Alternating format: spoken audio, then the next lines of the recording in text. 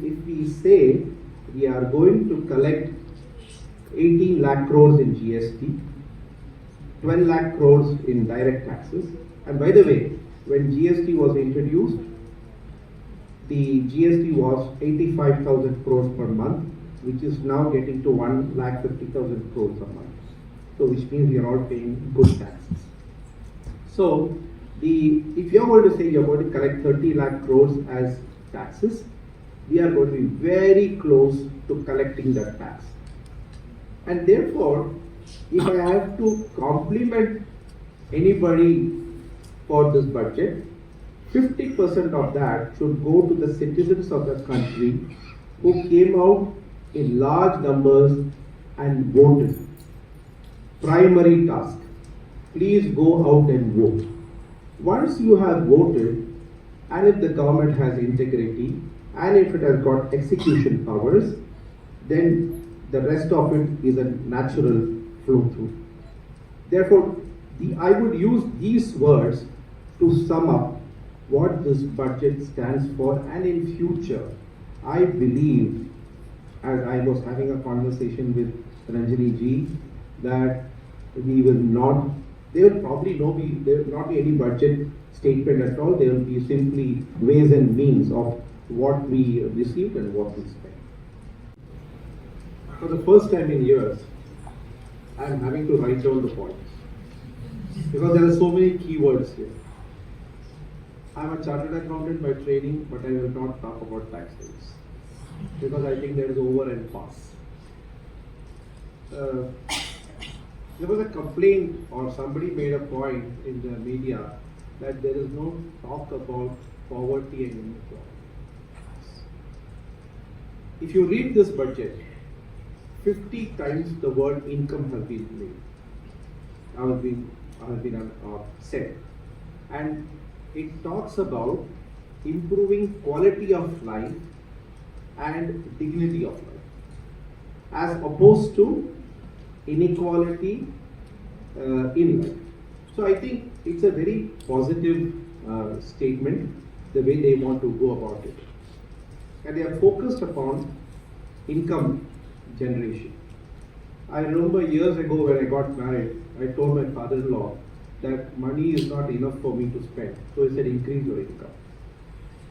This is exactly that. So the government is focused upon how incomes can be generated at all levels. The budget has no optics. So no railway lines from Malta to Delhi. No optics. It talks about efficiency. It talks about performance. It talks about empowerment. And let me give you an example of empowerment. It doesn't tell you, you put your money in LIC, you put your money in those tax saving schemes. It simply says, pay X amount of tax, be happy with it, focus on investing. So to me, it gives you a lot of choice. It talks about using Aadhaar as a single point of, PAN as a single point of reference. It talks about large corporations, if they don't pay the payments on time to an MSME, it won't be allowed as an expense. The government has used technology very well to improve enforcement to those who don't pay dues on time. They have used technology to make sure that the benefits reach directly to the account of the beneficiary. So a lot of precise targeting has been done. I think they have carried over the philosophy from Balakot to the budget. Meaning everything is surgical and everything is precise. There is, if you have read the estimates or the economic survey, you would have noticed that the gap between what is budgeted and what is achieved. Politics along and so on.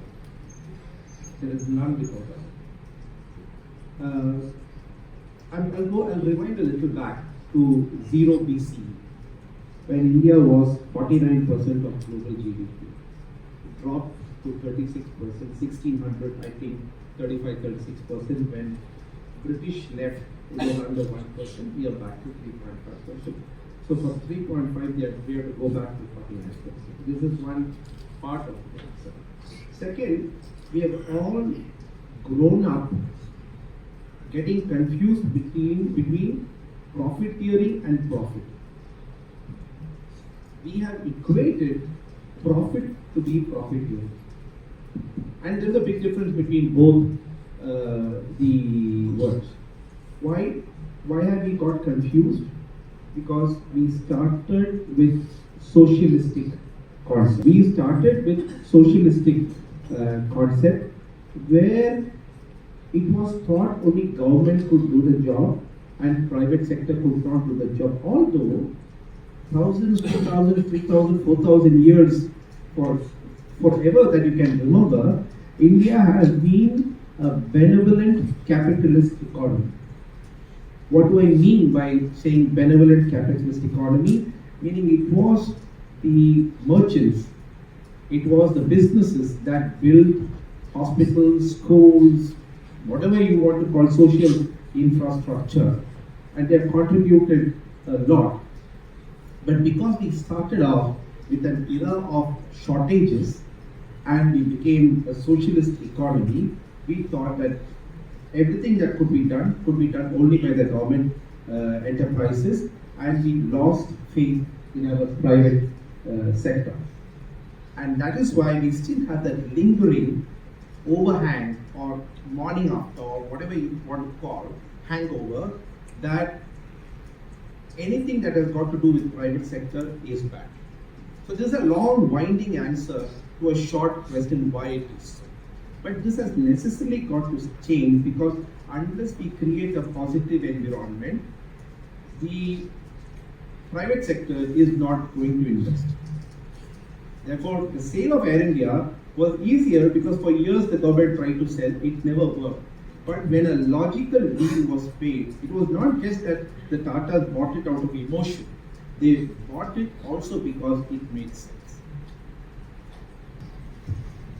No, so I think it's, I would say that, there are 2 or 3 parts to it. One most important part is that, as a society, we can actually, it's seeped into our psychology or the way we live that Taken away. Now they are very focused upon people who don't pay GST on time, PF on time, and income tax duty. In fact, overall, the execution of the tax structure, the adherence to the tax structure has improved a lot. And I again repeat, it is all because of all of you who went and voted on time on that. Don't go to Lonavala and Kandala.